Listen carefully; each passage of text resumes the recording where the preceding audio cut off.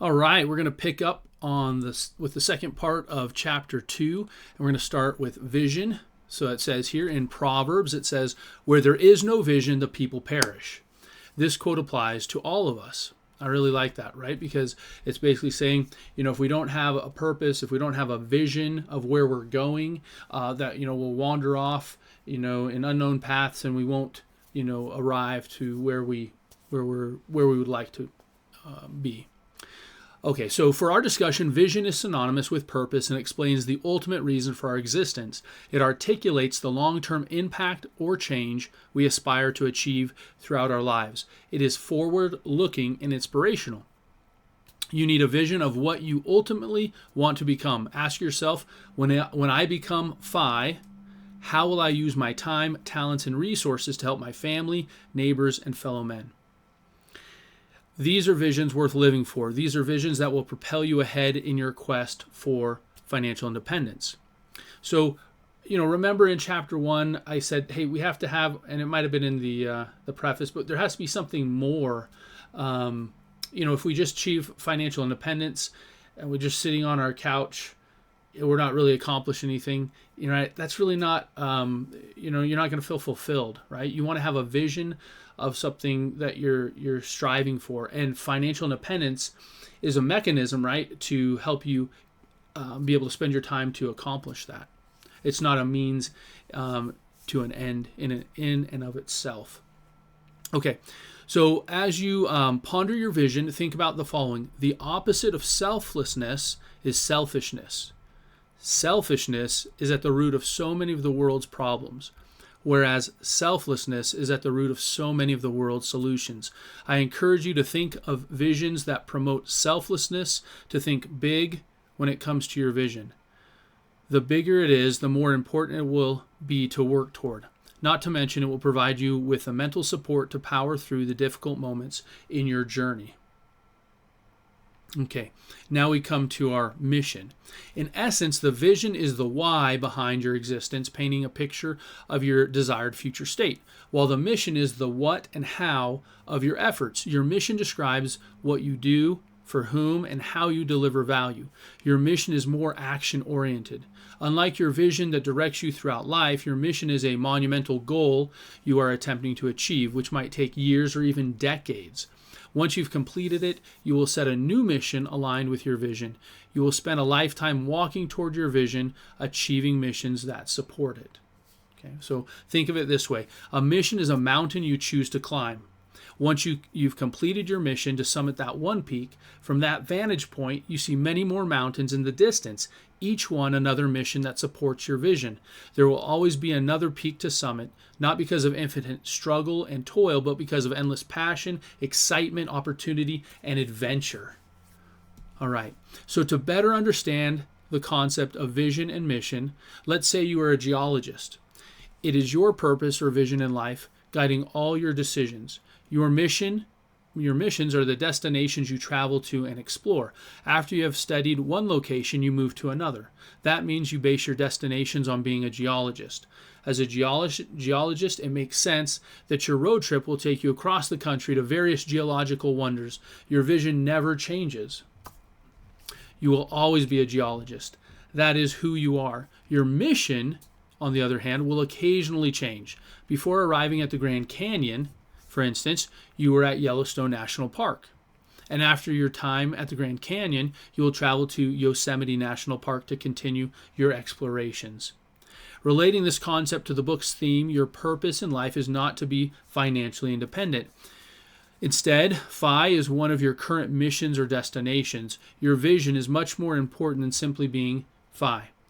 Once you accomplish Phi, you will choose another mountain to climb and destination to explore. Phi is merely a means to an end. It is one mission that will metaphorically and literally allow you the freedom and resources to continue your travels throughout life from one destination to the next. After you've achieved Phi, you will establish the next mission in your life that aligns with your vision.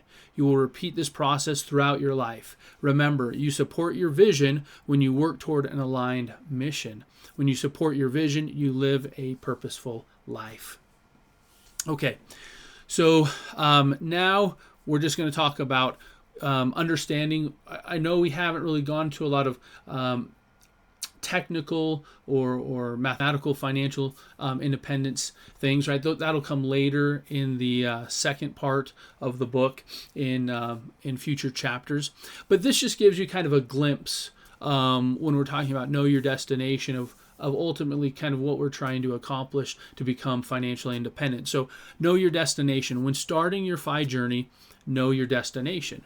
Right? You want to know, you just don't want to wander through life hoping that you're going to achieve financial independence. You want to start with the end in mind, right? What does FI look like to you? FI, in its simplest monetary form, looks like having enough passive income, and right, we've covered this, but it's just good to continually reiterate so it becomes part of you, but it looks like having enough passive income to cover your monthly expenses to live your life's purpose.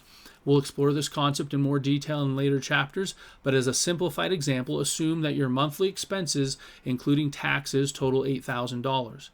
That means you will need approximately $100,000 per year.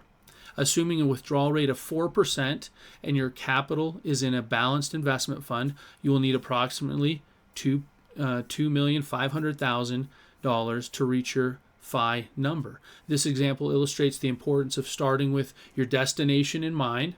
Now that you know where you want to go, you just have to take the steps to get there, right? So we're kind of that in this example, that $2.5 million, right? That's the amount of money we hope to have in our investment account by the time we, in order to become financially independent. And then we're going to take a withdrawal rate of 4% per year, right? We don't want withdraw too much.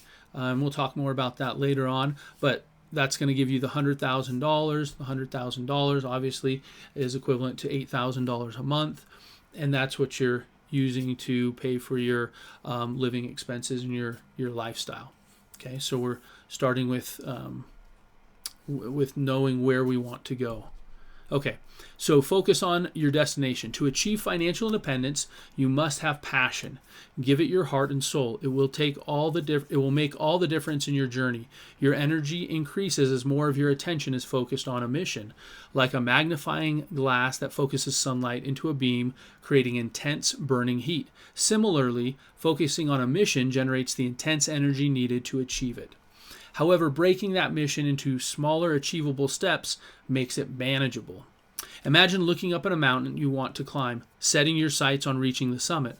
While it may seem daunting, you know you can make the first mile, and then the second, and then the third, until you reach the top. By focusing on incremental progress, step by step, you ensure sustainable progress. All right, so that's very important, right? We talked a little bit about that in chapter 1 as far as not running faster than you're able to, not being too overwhelmed that you just want to quit, right? It's better to just move slowly and make these incremental changes and stay persistent so that you don't give up. Throughout the climb, continually reassess your situation. Ask yourself, will doing this next action help me reach my objective? If yes, continue. If the answer is no, take corrective action to realign with your vision and mission. So all of us, none of us is perfect. We all struggle with certain things. Some things are out of our control, but we go ahead and take responsibility for our situation, no matter what. But we're going to have occasional destination detours. So occasionally detours happen as you work toward your mission. Why? This is important because the future is uncertain. You have to deal with taking action while simultaneously accepting uncertainty, right? There are some things that are certain you can plan out. We'll talk about that in chapter 4.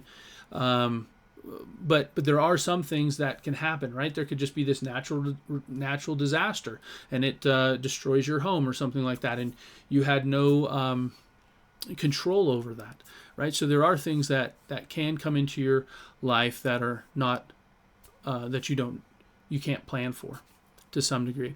So taking action in the face of uncertainty sometimes creates a detour. However, if you continually monitor your situation, any detour should be short-lived. Okay, and that's correct. If you keep asking yourself, where am I at? Am I on the path that I need to be at regularly, whether it's on a weekly or monthly basis? Any detour you might be taking, right, that's taking you in the wrong direction financially, you can get back on course. And you can get back on track quickly without losing much momentum. In all cases, you should learn from the detours to gain valuable experience that will help you remain on course in the future. All right. Think about your destination. Take time regularly to sit quietly to think about your progress and next steps to achieve FI. Remember, raising a family is big business. As parents take time to ponder and reflect, both individually and collectively, establish weekly parent FI accountability reviews and quarterly meetings with the whole family. Share your milestones and completed goals. You are forming new habits as you embark on your FI journey. It is a new way of life, and there will be transitional pains, but everyone will adapt to the new routine. Master the principles of FI. At a minimum, try the best you can. Any amount of FI effort you can muster will be beneficial. Okay? Right? We're not comparing ourselves to other people. We're right here, and we're just trying to get a little bit further because that's going to better our financial situation, and then we just continually progress from there. So anything you can do to apply these principles and these thoughts and that you learn from this book will be beneficial for you and your family. Part of family FI is bonding and growing together. It is being involved in something greater than yourself. As a family working toward a unified purpose, you will experience synergy. You will accomplish more working together than you would working independently. Remember, if each family member knows that you care and appreciate them, they will follow your lead. Do your best to help your spouse and children understand how family FI will benefit everyone involved. When they understand your vision, they will follow you. You must lead your family by love and example. Okay, and I do believe that. All right, so we're at the end of chapter 2. We have our next steps. I'll go through those quickly, and then we'll wrap up. So next steps for chapter 2, believe. My financial journey is most fulfilling when it aligns with my life's purpose. Knowing my why gives me meaning to my financial goals and choices. Examine, are my current financial decisions supporting my life's purpose? What changes can I make to ensure my actions reflect what truly matters to me? Act. Think about your purpose. Write down words and phrases that resonate with your values and aspirations. Create a simple purpose statement to guide your decisions and review it regularly. All right, so that ends chapter 2. Thanks for being here with me. It's been great. You guys are fantastic. I really appreciate you going through each of these chapters and segments with me. It's really exciting. I enjoy talking about it and sharing just a little bit more insight than maybe what you get just from reading the book. So until next time, have a great day, and we'll see you soon.